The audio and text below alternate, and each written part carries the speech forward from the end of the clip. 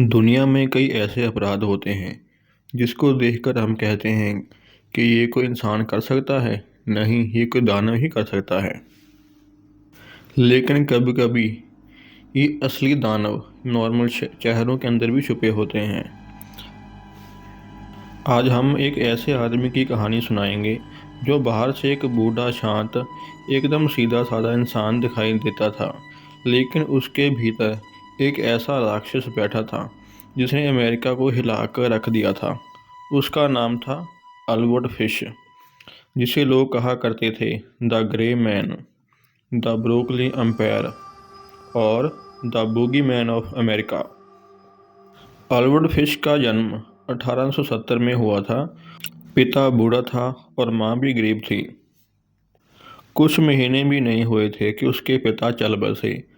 अब अकेली माँ बच्चों का पेट नहीं पाल सकती थी, तो फिर अल्बर्ट को ज़बरदस्ती एक अनाथालय में भेज दिया गया। अनाथालय में बच्चों को पीटा जाता था, दंड दिए जाते थे। कई बच्चों के सिर पर मार के निशान होते थे। अल्बर्ट भी हर रोज़ कड़वी मार सहन करता था, लेकिन अल्बर्ट बाकी बच्चों की तरह रोता नहीं था। उसको दर्द में एक अलग सा सुख मिलना शुरू हो गया था। हाँ, ये सुनकर डर लगता है, पर लेकिन ये सच है। एक बार अल्बर्ट ने कहा था, जब मुझे बेल्ट से मारा जाता है तो मुझे दर्द नहीं लगता, चोट नहीं लगती, बल्कि मुझे अच्छा लगता है। इसी उम्र में उसके भीतर एक खतरनाक बीमारी, जो कि मानसिक बीमारी थी, जिसका नाम सैडिस्ट प्लेजर, उसको हो गई थी। अब अल्बर्ट 20 साल का हो चुका था, तो उसकी माँ ने उसकी शादी कर दी। वह सामान्य जीवन जीने की बहुत कोशिश करता था, लेकिन उसके अंदर ही अंदर एक अजीब दुनिया बस चुकी थी।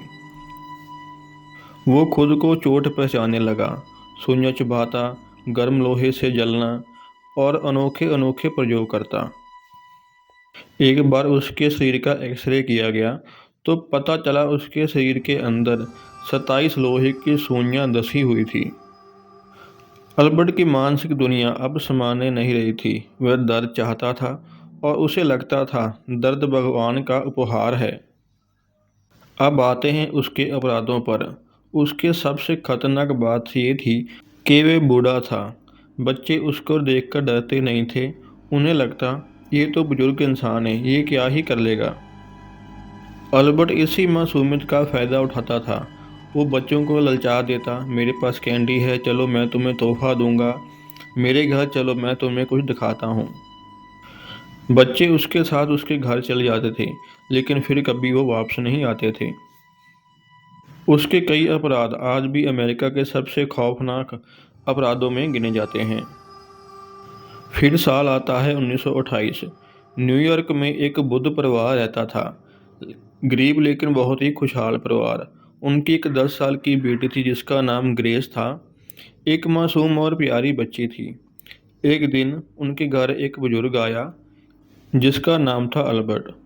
उसने कहा कि मैं ग्रेस के भाई को नौकरी देना चाहता हूँ, पर उसी दौरान उसकी नज़र ग्रेस के ऊपर पड़ी। वह मुस्कुराया और बोला, ग्रेस बहुत अच्छी लड़की है, उसे मैं एक पार्टी में लेकर जाना चाहता हूँ, शाम तक उसको घर पे छोड़ दूंगा। माँ ने सोचा, बूढ़ा आदमी है, कोई खतरा नहीं है। ग्रेस उसके साथ चली गई। ये उसके जीवन का आखिरी दिन था। ग्रेस के गायब होने के 6 साल बाद उस बुद्ध परिवार को एक चिट्ठी मिली। इस चिट्ठी में अल्बर्ट ने लिखा कि उसने किस तरह से उनकी लड़की को मार दिया था। उसने लिखा था, पहले उसने ग्रेस को मारा, फिर उसके मांस को पकाकर खा गया। जिस माँ ने चिट्ठी पढ़ी वो वहीं की वहीं बेहोश हो गई। पूरा परिवार बिखर गया। लेकिन अल्बर्ट ने एक गलती कर दी। उसने चिट्ठी के लिफाफे पर एक पता छोड़ दिया।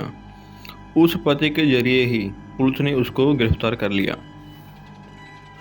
पुलिस जब अल्बर्ट के घर पहुंची, वो बिल्कुल शांत बैठा था, जैसे उसको पता ही था कि ये दिन तो आना ही है। पुलिस ने उसको पूछा, तूने ग्रेस को मारा है?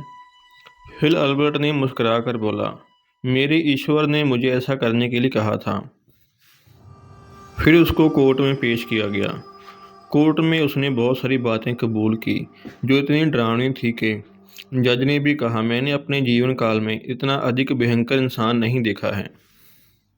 तो फिर कोर्ट ने उसको इलेक्ट्रिक चेयर की सज़ा दी, जिसके अंदर एक आदमी को चेयर के ऊपर बैठाया जाता है और उसके सिर में बिजली का करंट को गुजारा जाता है।